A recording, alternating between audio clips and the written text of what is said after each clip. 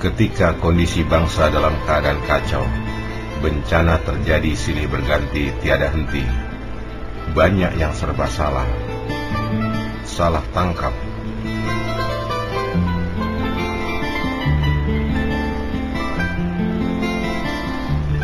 salah tembak,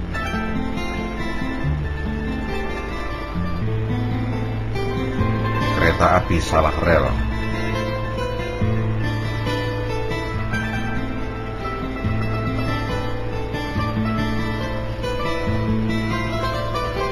membagi zakat salah tujuan, sehingga bukan membuat senang, tetapi petaka yang datang.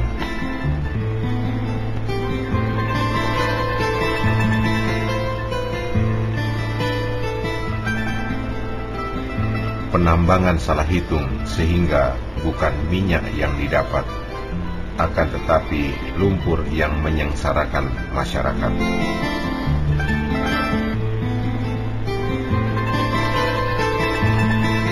Dalam kondisi seperti ini, seolah segala upaya manusia menghadapi jalan buntu, karena mereka hanya menggunakan akal pikir.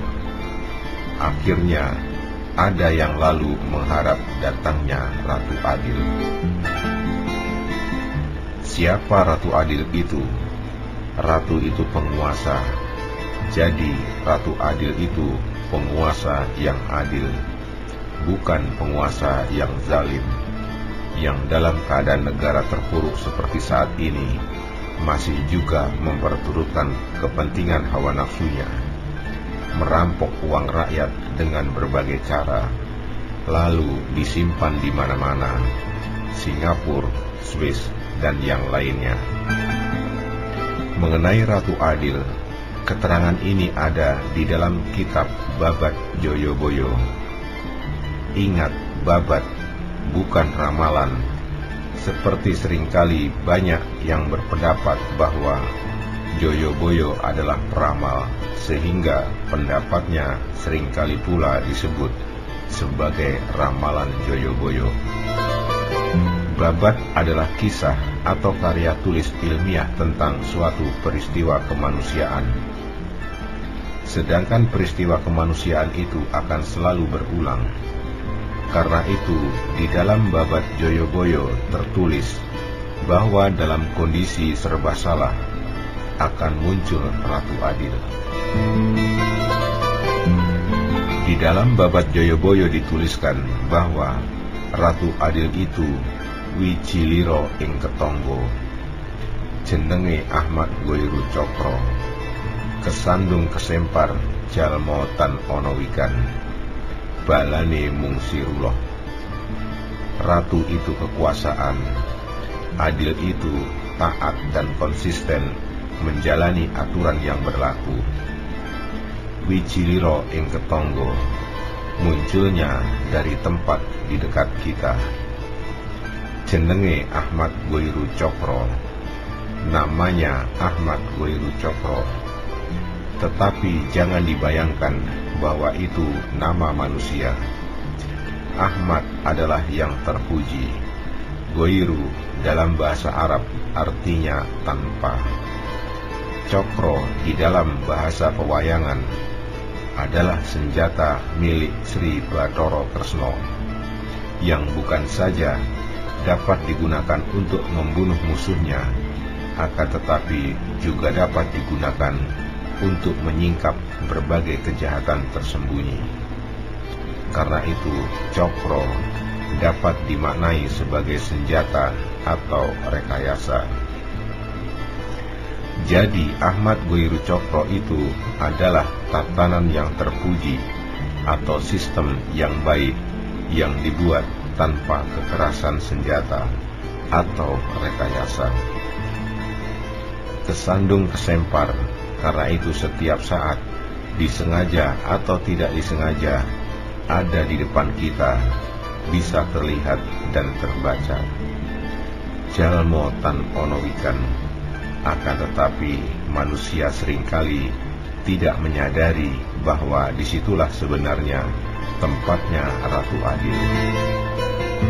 Di mana Ratu Adil itu sekarang? masih sinatrio piningit, masih terpingit. Dipingit di dalam tatanan yang baik, yang disusun tanpa rekayasa, yang mudah terlihat dan terbaca, di mana bagi bangsa Indonesia tidak lain adalah tatanan yang diatur di dalam batang tubuh Undang-Undang Dasar tahun 1945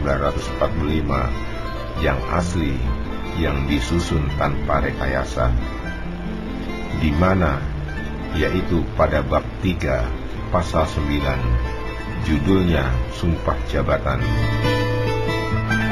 Apabila itu diamalkan, saat itulah benar-benar akan muncul Ratu Adil. Sebaliknya, jika tidak diamalkan, maka Ratu Adil itu akan tetap terpingit.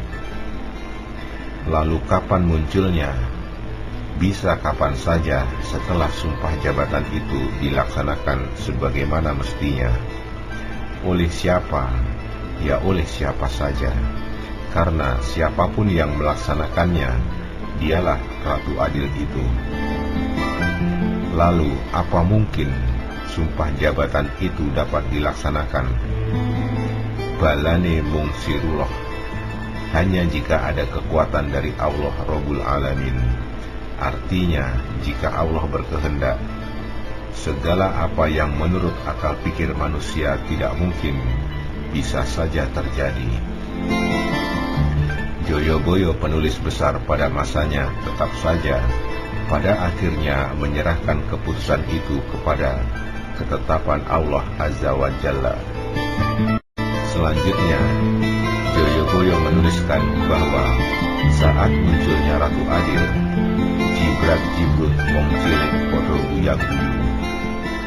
Karena jika saja para pemimpin konsisten dengan sumpahnya, sudah pasti akan membawa kepada kejayaan Indonesia yang membuat rakyat tertawa bergembira.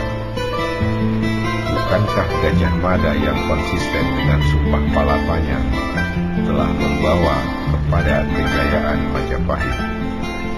Para pemuda yang konsisten dengan sumpah pemudanya telah membawa kepada Indonesia merdeka.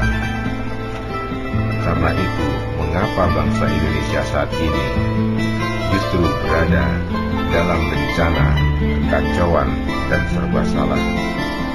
Masihkah bangsa Indonesia hanya mengandalkan dan mengagung-agungkan akalnya yang lemah, lalu mengabaikan adanya tuntunan dari yang maha abstrak, yaitu Allah Rabbul Alamin?